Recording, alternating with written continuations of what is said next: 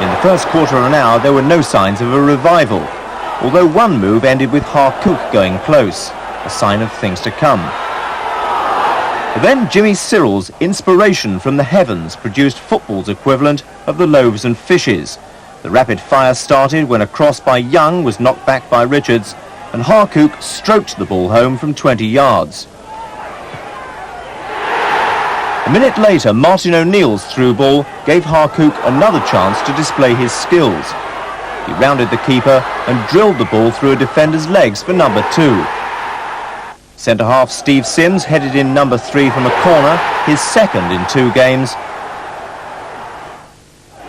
And the spree continued when a dreadful defensive error let in Harcook to complete the first hat-trick of his career and left him dancing with delight. Centre-forward Alan Young bustled through to set up the next.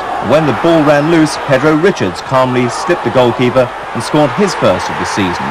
5 in 7 minutes, but still another first-half goal to come. Alan Young picked his spot from 25 yards. Knots relaxed and Bolton's Wayne Foster pulled back a second-half goal. But astonishingly, Bolton had 4 others disallowed. In the first half, Joycel claimed that the player given offside couldn't have been interfering with play when he scored from 20 yards.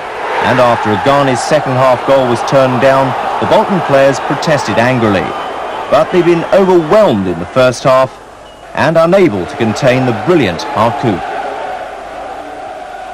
Rashid still clutching the match ball. I don't think you could get a better hat-trick as long as you play, could you? No, I don't think so. The way them 3 went in, certainly were good goals, weren't they? Can you remember which was your favourite? I think the first one, because it set us on our way, and I could have blasted it, but I saw the corner, just went for it. I think a few weeks ago you were pretty fed up with the game. Yeah, I was getting a bit disillusioned, but I think the thing that was getting on top of me more than anything else was like I was losing every week. It was just getting me down a bit. But now I've turned me back on that and made up going well. You played most of your career in midfield, now up front. Which do you prefer? I prefer playing up front, obviously, because now I'm knocking the goals in.